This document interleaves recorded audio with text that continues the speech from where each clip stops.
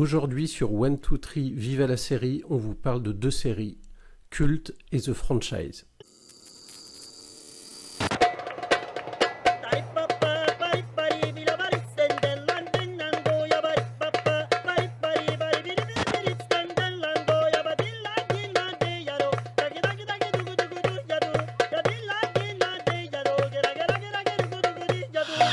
Salut Greg, comment vas-tu? Très bien. Alors, on va commencer par la série Cult qui est diffusée actuellement sur Prime Video. Greg, est-ce que tu peux nous faire le pitch, s'il te plaît? Le pitch est facile. Enfin, déjà pour ceux qui ont plus de 30 ans, on va dire, qui connaissent l'émission Love Story. Donc le pitch est la création de l'émission Love Story, qui est la première télé-réalité française, celle où on a découvert Loana, dont on parle encore actuellement, pas en bien, mais dont on parle encore toujours. Donc on nous explique comment Alexia Laroche-Joubert, qui ne s'appelle pas comme ça d'ailleurs, qui s'appelle Isabelle, je crois, dans la série, avec ses partenaires, réussit à racheter le principe de l'émission pour le refaire en France. On voit un peu les guéguerres entre la chaîne M6, la chaîne de TF1, et on voit la façon dont l'émission est lancée. T'as bien remis le contexte, c'est-à-dire donc c'est tiré d'une histoire vraie. Oui, tiré d'une histoire vraie, donc c'est un peu une sorte il y a un côté biographique, donc on retrouve des personnages qui ont vraiment existé. Surtout qu'on va dire tout de suite, ça parle principalement quand même de Alexa Laroche-Joubert, et la productrice est Alexa Laroche-Joubert. Ce qui est, à mon avis, je pense, le point le plus important pour comprendre un peu le fond de la série et la façon dont l'histoire nous est présentée. Effectivement, la productrice de la série est Alexa Laroche-Joubert, et le personnage qu'on voit le plus, et qui, je préfère le dire tout de suite, m'a pas du tout plu, et effectivement le personnage d'Isabelle Rochechouart, ou je crois, ils ont Oui, trouvé en un fait, nom. elle s'appelle Roche-Joubert, donc ils ont mis un nom Ouais. qui faisait un peu bourgeois, Ouais. mais un autre nom. Ouais. Alors effectivement, tout tourne autour de l'arrivée de ce concept en France, et donc tout est basé sur les producteurs, donc les futurs producteurs de l'émission, qui sont composés d'un vieux producteur à l'ancienne et d'un plus jeune, et donc de cette Isabelle qui justement commence au plus bas dans la hiérarchie en tant que, je sais pas, un poste à moitié administratif ou voilà. Donc au niveau des acteurs, qu'est-ce que t'en as pensé? J'ai plutôt aimé le casting. J'ai bien aimé Anaïde Rosam qui joue Isabelle, donc Alexia Laroche-Joubert. J'ai beaucoup aimé Sami Outalbali que j'avais découvert dans Sex Education, que j'avais trouvé plutôt pas mal et qui là est plutôt très bon. Et j'ai été aussi agréablement surpris parce que je ne connaissais pas Marie Colombe qui fait Loana. Et en fait, moi, j'ai beaucoup suivi à l'époque l'émission. C'était tout nouveau et je voulais voir un peu ce que ça donnait. Et j'ai très vite reconnu Loana en elle, en fait. Alors, c'est pas que physiquement elle soit une copie conforme de Loana, mais j'ai l'impression qu'elle a travaillé un peu le phrasé. Elle a pas mal travaillé le personnage et j'ai vraiment retrouvé Loana en fait et c'était plutôt sympa. Même si là, pour le coup, nous, on a vu que les 3 premiers épisodes et donc Loana apparaît pas dès le début, hein. Mais pour l'instant, en tout cas, ouais, j'ai trouvé ça pas mal. Et les autres personnages qui sont dans le loft, on les voit un peu, pas beaucoup, mais sur ceux qu'on voit, je retrouvais un peu les personnages quand même de l'époque. Donc, au niveau du jeu et des acteurs, j'ai plutôt trouvé que c'était pas mal. Ouais, ouais, ouais, ils ont fait un effort sur le casting, effectivement, sur le fait de retranscrire vraiment, que ce soit physiquement ou dans les intonations. Même celle qui joue Alexa Larouche-Joubert, on retrouve des choses. Et moi, contrairement à toi, j'ai un peu suivi à l'époque, mais pas trop. Et du coup, c'est ce qui a un peu cassé en fait l'intérêt que j'ai eu à regarder la série. Ouais, et du coup, moi, je pense que c'est ce qui a joué sur le fait que j'ai quand même bien aimé. Parce qu'il y a même des moments de l'émission dont je me souviens, et on voit un peu l'arrière dans la série, donc du coup c'est assez sympa. Comme par exemple, c'est pas un spoil, hein, donc je peux le dire, mais quand à l'époque vous regardiez l'émission, le jour où les participants arrivent, Benjamin Castaldi, il y a une voiture qui arrivait, Benjamin Castaldi disait on a une des premières candidates, je sais pas quoi, Loana, et en fait elle met du temps à sortir de la voiture. Et à l'époque, on avait l'impression que c'était ou peut-être qu'elle avait pas de retour, ou en fait, on savait pas trop, mais c'est vrai que c'était un peu l'émission était un peu compliquée parce qu'on disait, c'est pas très voilà, c'est pas très bien organisé et tout. Et là, du coup, dans la série, on la voit discuter dans la voiture et on voit qu'elle a du mal à sortir de la voiture. Et donc, du coup, c'est sympa, après, de se souvenir de ce moment-là où on n'avait aucune explication et d'avoir des explications là. Après, à savoir si c'est des vraies explications, ça, je sais pas. Malgré le fait, faut quand même le préciser, que Loana a participé à la série. Elle est sur le générique. Elle est sur le générique de Culte, hein. Donc, je sais qu'ils ont demandé son avis sur certaines choses. Donc, voilà. Mais voilà, moi, comme j'ai beaucoup regardé l'émission à l'époque, j'ai beaucoup suivi. Du coup, c'est assez sympa de voir ce genre de choses. Après, il y a des éléments qui, à mon avis, sont assez bidons et sont là pour faire plaisir à Alexa Laroche-Joubert. C'est Ah, mon avis, après. et Je pense. lesquels? Bah, le fait qu'elle comprenne tout et qu'elle invente tout. Ah, non, non, mais voilà, c'est ça. Quand je te dis que j'ai pas aimé j'ai pas aimé les personnages, alors les acteurs, effectivement, je trouve que pour une série française, c'est plutôt bien. Mais le personnage d'Isabelle de Rochechouart, c'est un cheat code, en fait. Ouais, c'est... Alors, soit elle est super intelligente, soit elle est super naïve, soit elle est faible, soit elle est forte, soit elle est. Enfin, dans les 3 épisodes, t'as l'impression que elle fait tout et son contraire d'un coup pour se sortir en fait des obstacles qu'elle rencontre. Moi, ça m'a fatigué. Moi. Et tous les petits indices laissent pratiquement comprendre que si la télé-réalité est ce qu'elle est en France, c'est parce qu'elle a tout inventé. Donc c'est un peu exagéré. D'ailleurs, elle remet certaines personnes un peu, je trouve, de côté. Je trouve ça un peu abusé parce que il y a un personnage qui est, alors, je crois pas qu'il s'appelle comme ça, mais c'est en fait une femme qui s'appelle Angela Laurente qui a travaillé sur le casting. Et j'ai toujours entendu les lofters, comme on les appelle, dire des choses très positives sur Angela Laurente. Et le fait que Angela Laurente les avait beaucoup aidés, les avait pas mal compris. Longtemps, j'ai entendu dire que c'était elle qui avait casté Loana et qui avait choisi Loana. Et là, dans la série, c'est plus du tout la même.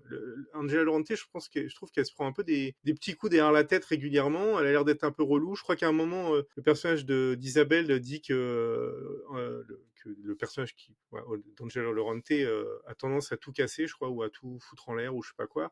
Bah, elle se prend un peu des petites claques au passage, alors que moi, j'ai souvent entendu qu'elle était quand même, ouais, elle avait été très importante quand même sur le loft. Donc, on sent quand même que Alexia Laroche-Joubert est quand même bien derrière, quoi. Voilà, elle s'est fait un beau petit personnage et derrière, elle met un peu des claques à ceux ou qu'elle aime pas ou qu'elle a pas envie de mettre trop en avant, je sais pas. Et du coup, ça gâche un peu la série. Du coup. Et quant à la réalisation, parce que moi je mets vraiment un lien entre la réalisation et le focus qu'il y a sur le personnage d'Alexa Laroche-Joubert. Donc, t'en as pensé quoi? Alors, au niveau de la réal, honnêtement, j'ai pas été très attentif à la réal, je vais pas mentir. Mais en même temps, ça veut dire qu'elle n'a pas attiré mon attention ni en bien ni en mal. Donc, ça m'avait l'air assez simple, pas trop moche, honnêtement. C'est parce que des fois, il y a des séries françaises qui sont vraiment laides. Donc ouais, un truc assez bon, c'est lambda quoi, mais c'est correct. Voilà, mais c'est vrai que j'ai pas trop été attentif à ça. Alors moi c'est pas la réal en fait, c'est l'écriture qui m'a dérangé parce que tu as l'impression que bon d'accord c'était quelque chose à l'époque qui était assez gros, assez extraordinaire, voilà l'arrivée de la télé-réalité, mais j'ai l'impression quand j'ai regardé les 3 premiers épisodes de voir un truc genre un film d'espionnage quoi. Tu vois c'est monté Ah oui, oui, oui. avec des scènes de tension etc. Sur la guerre entre les chaînes et tout Sur ça. la guerre entre les chaînes, des combats d'argent entre TF1 et M6 etc. Même des séquences même au sein de la boîte de prod, des trucs de tension. Je me suis dit c'est un petit peu exagéré. Et par rapport à notre âge, je pense que vu que nous on a connu ça en tant qu'anciens, On était on, très jeunes. on était, on était très très jeunes. Mais on comprend en fait les enjeux qu'il y avait à l'époque. Mais par contre, cette série, si elle est regardée par quelqu'un de plus jeune que nous, c'est-à-dire de très jeune, et qui n'a pas vécu ça à l'époque, je pense qu'il va trouver Bah, ça un peu décalé, quoi. ça dépend s'il est futé ou pas en fait. Ou s'il est curieux ou pas. Si, en fait, c'est comme tout. C'est-à-dire que il y a des choses que certains comprenaient pas. Par exemple, il y a des films que je pourrais te montrer, où je vais te montrer un mouvement de caméra qui n'avait jamais été fait auparavant, et donc le truc est dingue, parce que tu dis, le gars a fait ce mouvement de caméra. Il y a des gens qui vont se dire, on s'en fout, on l'a vu 150 fois ce mouvement de caméra, quel est l'intérêt? Et d'autres qui vont vraiment être intéressés, et qui vont se rendre compte de l'importance à l'époque de ce qui s'est passé. Donc en fait, ça dépend si les gens ont du recul ou pas. C'est sûr que si les gens regardent ça en disant, oh, c'est une télé-réalité comme toutes les télé-réalités, on s'en fout, on en a déjà vu 150 des télé-réalités, le fond, ils vont pas le comprendre. Là, en fait, l'intérêt, c'est d'être curieux sur le démarrage de quelque chose qui après a pris de l'ampleur. Mais il faut vraiment se mettre dans la tête que c'est la première télé-réalité et que d'un point de vue télévisuel, c'était un truc hyper important. Je pense qu'ils exagèrent sur des trucs, mais je pense qu'ils exagèrent pas autant que ça, hein. Je pense qu'à partir du moment où ça a commencé à gonfler et à exploser, je pense qu'il y a vraiment dû avoir une guerre derrière parce que ça fait énormément d'audience. Ça a tellement cartonné que je pense qu'ils vont le dire par la suite dans la série, mais bon, c'est connu. Faut savoir que tous les participants dans le loft ne se rendaient pas du tout compte de ce qui allait se passer. Parce que ça aussi, il faut se rendre compte. Là, les gens, j'imagine que dans la série, ils vont montrer la panique de ceux qui sortent du loft. Les gens peuvent se dire aussi, ouais, c'est bon, il faut une télé-réalité. Ils savent bien que les gens... Non, bah, pas du tout. Ils rentraient dans une mission, ils savaient même pas s'il y avait 2 personnes qui regardaient l'émission, et ça a explosé à l'extérieur, alors que eux, on leur disait rien. Donc, faut se remettre dans le contexte, par contre. Là, c'est sûr que faut se remettre dans le contexte de première télé-réalité, explosion d'une émission comme ça, et automatiquement, si, je pense qu'il y a dû avoir un peu une guerre entre les chaînes. Alors, peut-être que automatiquement, ça doit être un peu exagéré aussi, hein. Surtout que je pense que Alexia Laroche-Joubert, elle a voulu se mettre là en mode Jeanne d'Arc, quoi. Mais voilà, je pense que si, faut remettre dans le contexte, et je pense que c'était quand même important parce qu'en plus, ils ont tous été très surpris. Ça aussi, c'est un truc qui m'a saoulé d'ailleurs dans l'émission, c'est que, dans la série, c'est que t'as un peu l'impression, surtout le personnage d'Isabelle, elle gère un peu les choses, elle sait un peu comment ça va se passer, elle a un coup d'avance. Alors qu'à mon avis, à l'époque, elle n'avait pas un coup d'avance, et à mon Ouais, avis, mais elle c'est était ça, en galère comme tout le monde. c'est le personnage, c'est vraiment le personnage omniscient, quoi. C'est genre, elle sait tout à l'avance, elle anticipe. Il y a une grosse galère qui lui arrive et elle réussit avec une pirouette à en sortir. Après, je suis d'accord avec toi sur la partie contexte, mais les gens, ils n'auront pas le contexte quand ils vont regarder la série.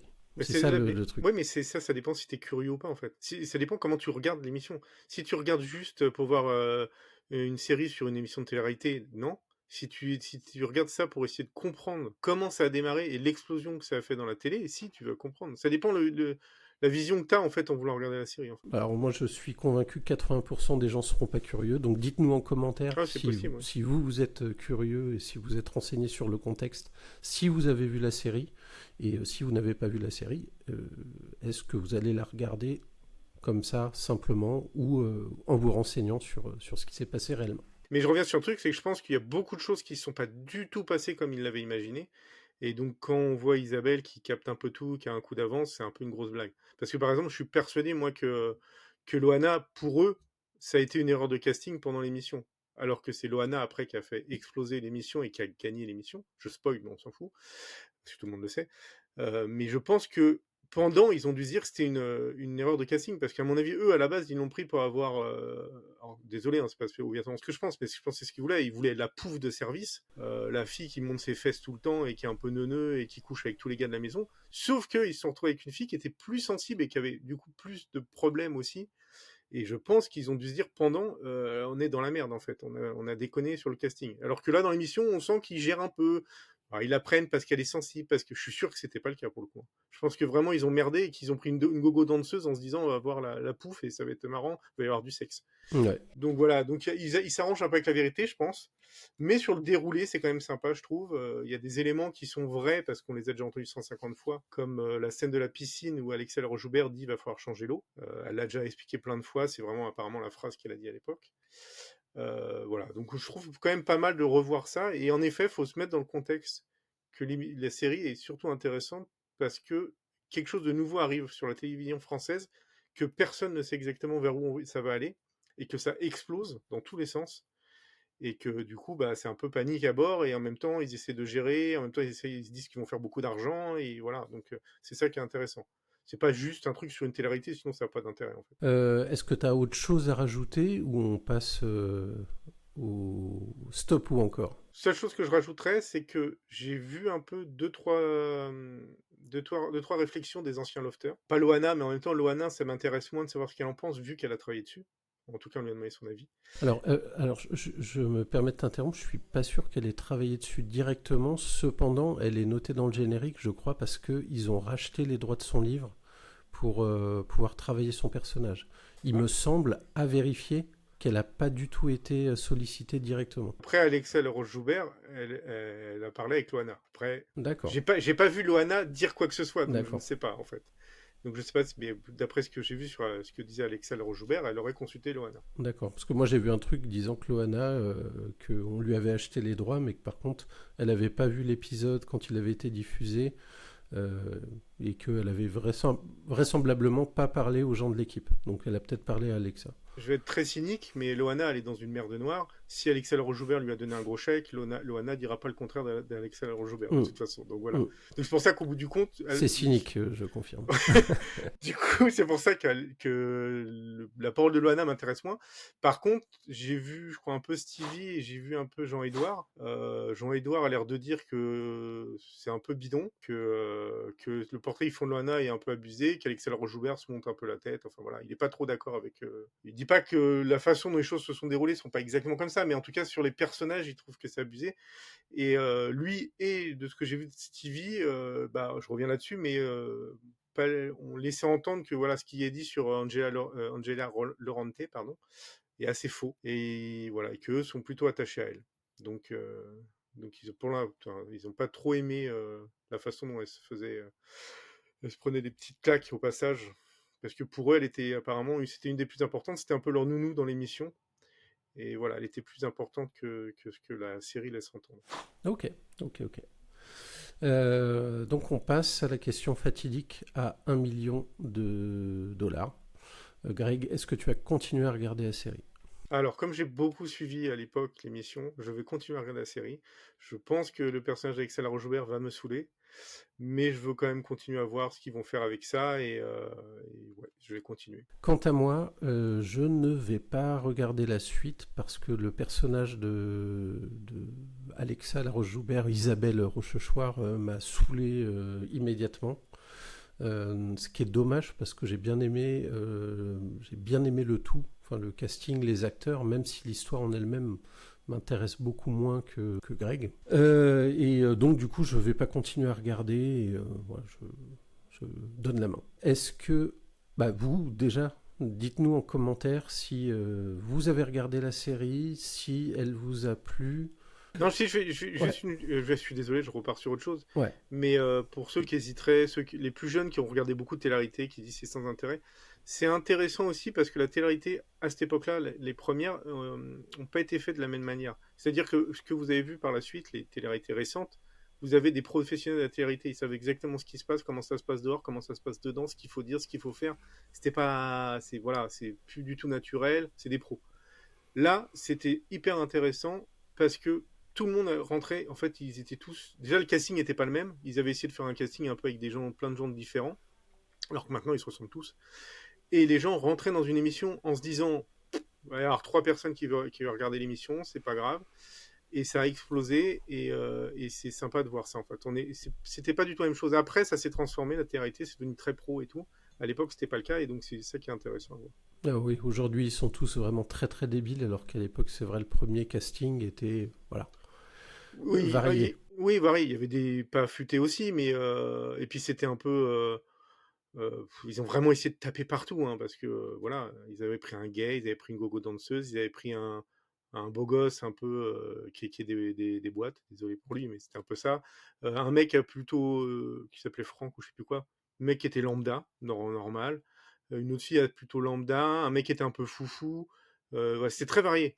Maintenant, ils prennent des gars qui sont bodybuildés, qui ont souvent un QI2, désolé, et qui sont tout tatoués, et ils ont tous la même tête, ils sont tous pareils, ils font tous la même chose. Donc c'était plus sympa. C'est sympa de voir d'où on est parti, et malheureusement la façon dont les choses se sont transformées. Parce que tout à l'heure j'ai dit que j'avais beaucoup suivi Love Story, mais j'ai très vite arrêté de suivre les téléréalités après. Ok, écoutez, dites en commentaire ce que vous avez pensé de la série si vous l'avez regardée, si que vous ayez aimé ou non. Voilà, dites-nous ça en commentaire. Et je te propose, Greg, qu'on passe à la série suivante qui est The Franchise. Donc série diffusée sur la plateforme Max. Oui, tout à fait. Ouais. Alors là, on est toujours dans le même, on est un peu dans le même esprit que Culte, parce qu'on est toujours dans les milieux de enfin pas de la télévision cette fois-ci, mais plutôt du cinéma. et dans lequel on suit en fait le personnage principal qui est Un assistant réalisateur, ouais. un assistant réalisateur voilà, qui essaye de gérer bon gré mal gré l'équipe du tournage d'un film qui est un film de super-héros et qui semble être dans comment on appelle ça, un univers de films du type Marvel. Ouais, on dirait presque du Aquaman. Je sais pas pourquoi j'ai pensé à Aquaman. Ah si, mais je crois que ça se passe peut-être un peu dans l'eau, où il parle d'eau à un moment. Oui, c'est ça. J'ai pensé à Aquaman, enfin, Ouais, je sais pas si c'est ouais. ça, mais... Du coup, sur le papier, pour moi, alors, sur le papier, au départ, ça avait l'air cool, parce que déjà, c'est réalisé par Sam Mendes. Sam Mendes, c'est le réalisateur d'American Beauty, Skyfall, c'est un gros réalisateur, hein. Donc je me suis... Et il est producteur aussi. Après j'ai vérifié, je me suis dit, il nous faut un peu le coup, comme d'hab, hein. Il réalise les 2 premiers épisodes, après il réalise plus. Donc c'est un peu parce que je pense qu'il est producteur, donc il veut lancer le truc sur son nom, donc il réalise les 2 premiers épisodes. Au niveau de la réal, honnêtement, on se dit pas, waouh, c'est du Sam Mendes. C'est une réal qui est correcte. Après, voilà, il n'y a rien de dingue. On a un casting que moi j'ai plutôt bien aimé. Il y a l'acteur principal qui s'appelle Himesh Patel, qui est un acteur britannique qui est plutôt très bien. Il y a Aya Cash, qu'on a vu il n'y a pas très longtemps, qui fait Stormfront dans The Boys, et que j'avais beaucoup aimé dans The Boys, donc là j'étais plutôt contente de la revoir. Il y a Richard E. Grant, qui est un acteur, là qui fait un acteur un peu théâtral, voilà, dont le visage, voilà, j'ai pas de film en tête là. Le seul film que j'ai en tête avec lui, c'est Hudson Hawk, mais c'est un vieux film avec Bruce Willis, donc ça n'a pas aidé, mais c'est un visage qu'on connaît en fait. Voilà, donc globalement le casting est plutôt bien. Et Daniel Brühl, que moi j'avais adoré dans une série, celui qui joue le réalisateur, et qui a joué dans une super série qui s'appelle The Alienist, que je vous invite à regarder. Bah, du coup, moi que j'ai adoré dans Inglourious Bastard, qui joue un nazi et qui est excellent dans Inglourious Bastard. Donc oui, Daniel Brühl. Mais que pour le coup, dans la série, en tout cas dans les 3 premiers épisodes, bah, voilà, il y a rien de spécial avec lui. Mais bon, on est content de le voir, quoi. Il est très passif et alors je sais pas si c'est l'assistante du réalisateur. Alors je sais pas si c'est l'assistante. Enfin, en gros, la secrétaire du réalisateur, c'est pour moi, hein, à moins que je me trompe, c'est Jessica Stevenson qu'on voit, qui est la colocataire de Simon Pegg dans Spaced. Alors à moins que je me trompe complètement. Ouais, je sais plus. Je sais qu'en tout cas, c'est une actrice anglaise, donc c'est possible. Il me Mais semble. peut-être. Space, je l'ai vu il y a trop longtemps. Hmm. Et j'ai pas vérifié ça. Je vais vérifier. Attends, Je pendant que vérifie, tu hein. vérifies, Ouais. vas-y, vérifie. En tout cas, du coup, on a un petit casting qui est un peu international, donc ça c'est pas mal, hein, parce que Himesh Patel et Loli Adefop sont en britannique. Après, bon, bah, on a Aya Cash, tout ça qui sont américains, et on a Daniel Brühl qui est allemand. Donc on a un petit truc, voilà, un peu international. Donc ça c'est plutôt pas mal. Après, sur le fond de la série, est-ce que j'ai aimé le fond de la série? J'ai pas détesté le fond de la série, mais je trouve que la série est extrêmement fade. C'est du déjà vu, beaucoup de déjà vu. Bah, comme je disais, le personnage du grand acteur de théâtre qui se retrouve à jouer dans un film de super-héros, donc qui se la pète un peu, qui est un peu chiant à gérer et tout, on l'a vu 150 fois. Bah, on l'a vu dans Fiasco, par exemple, de Pierre Ninet, pour prendre une série récente, où Cassel faisait le grand acteur relou. On l'a vu, mais ça fait longtemps, on voit ça, on l'a vu 150 fois, on l'a vu dans Friends à l'époque, dans un épisode où Joey fait un film avec un grand acteur de théâtre qui le saoule, qui est joué par Gary Oldman. Enfin ça c'est un truc qu'on a vu 150 fois. Malheureusement je trouve que dans la série il y a beaucoup d'éléments qu'on a vu 150 fois et dont on a entendu parler 150 fois. Donc ça déjà, ça m'a pas emballé. Et ensuite je trouve que l'humour est pas fou quoi. C'est très très gentillet, c'est pas... Il faudrait que ça soit un petit peu... En fait, on est un peu comme... tu vas me dire ce que t'en penses, mais on est un peu dans le même esprit que la série Extra de Ricky Gervais. Sauf que la série Extra de Ricky Gervais, voilà, ça y va, quoi. Ça tape, ça, sans être trop méchant, bien évidemment, mais c'est un peu corsé. Et ça, c'était sympa. Ouais, série extra à noter qui arrive sur la plateforme Max au mois de novembre. Donc n'hésitez pas à la regarder. Bah, du coup, si vous voulez pas voir trop de séries qui parlent comment dire, Des du milieu du coulisses, ouais. cinéma, Ouais. des coulisses, bon, à la limite, attendez peut-être Extra, du coup. Ouais, bah, je suis tout à fait d'accord avec toi. Moi, je m'attendais à quelque chose de sympa. Alors, l'univers des films de super-héros, c'est pas du tout mon truc. Alors, je m'attendais à voir une critique un peu corsée. Et du coup, il n'y a rien de Non, il y a mirifique, quoi. des petites réflexions par-ci par-là, gentillettes. Ça te parle un petit peu des fans sur TikTok qui en ont marre des films de super-héros, donc faut essayer de les rattraper. mais c'est des petites phrases comme ça, des petits trucs gentillets qui coulent. Ouais. Donc c'est une série vraiment que j'ai trouvée plate, médiocre dans le vrai sens du terme, c'est-à-dire sympathique mais sans plus, quoi. On est dans la moyenne de base. On peut pas dire qu'elle est nulle, mais on peut surtout pas dire qu'elle est bien, quoi. Et d'ailleurs, j'ai même envie de dire, par rapport à Extra, il y a un truc qui peut être lié entre les deux aussi, sauf que Extra montre que bah, ils en ont, quoi. C'est-à-dire que là, dans The Franchise, on cite des noms pour faire des petits tacs ou des petits trucs gentillets. On cite un peu, je crois, Christopher Nolan, Ron Howard, Greta Gerwig, des trucs comme ça. Mais voilà, c'est cité pour faire bien, et puis ça, des fois, ça peut mettre une petite claque gentille, très très gentille. Alors que dans Extra, quand vous regarderez Extra, il y a des acteurs, ils sont là déjà. C'est pas qu'on parle d'eux, c'est qu'ils sont présents. Il y a Radcliffe qui est là, si je me souviens bien. Ben Stiller. Il y a Ben Stiller. Voilà, il y a mais ils sont là les acteurs, et les acteurs jouent sur leur propre image. Ils se froissent eux-mêmes en fait. Et là, c'est sympa. Là, dans The Franchise, c'est gentil. Ça cite des noms et puis ça va pas trop loin, quoi. Là, c'est vraiment très très gentil. Et du coup, c'est très fade.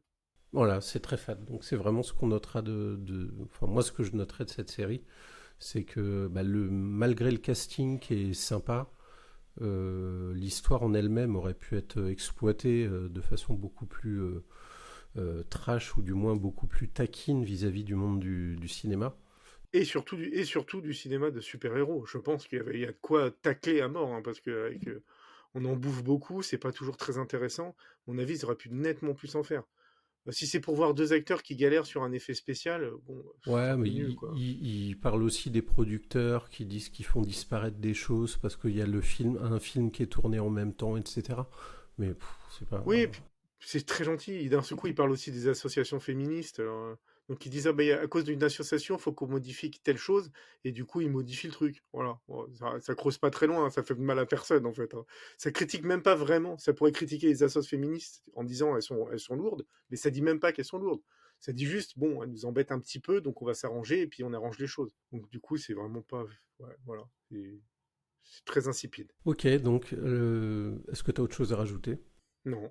Bon, pour une Parce fois, que c'est vu que rapide. c'est fade, il n'y a pas grand chose à dire, du coup. Donc, est-ce que tu vas continuer à regarder? Non, je vais pas continuer à regarder. Alors, si vraiment j'ai rien à faire, vu que c'est des épisodes très courts, je crois qu'on l'a pas dit, mais c'est très court, hein, 20 c'est minutes, moins ouais. 20 minutes, donc c'est court. Je crois qu'il y en a peut-être 8, ou je sais pas, il y en a pas beaucoup. Si vraiment j'ai pas envie, je veux remettre quelque chose et que je sais pas quoi mettre, je mettrai peut-être un épisode, mais voilà, ce sera pas parce que j'ai vraiment envie de le voir, quoi. C'est parce que j'ai pas trouvé ça affreux, mais j'ai pas trouvé ça bien, donc je m'en fous un peu en fait. Ok. Donc, voilà. Comme ça, en tout cas, j'ai pas envie de continuer. Hmm, d'accord. Ok, ok. Et toi, du coup? Ben, moi, c'est pareil. C'est pareil, je regarderai éventuellement, mais je pense que je vais surtout regarder Extra quand ça va sortir sur Max. Je vais me re-regarder Extra. Ouais, moi aussi parce que je m'en souviens plus trop et je sais que je m'étais bien marré, c'était sympa. Alors, je crois qu'il y a de mémoire 2 ou 3 saisons, donc il y a de quoi faire. Dites-nous en commentaire si vous avez regardé The Franchise ou The Franchise, peu importe l'accent qu'on utilise, on s'en fout. Si vous avez regardé cette série et que vous avez apprécié, n'hésitez pas à nous dire en commentaire si vous avez apprécié ou pas. N'hésitez pas à partager la vidéo, n'hésitez pas à liker la vidéo et n'hésitez pas à ne pas hésiter surtout à regarder notre prochaine vidéo qui sort bientôt. Greg, à bientôt. À bientôt. Abonne-toi à la chaîne pour ne pas manquer les prochaines vidéos.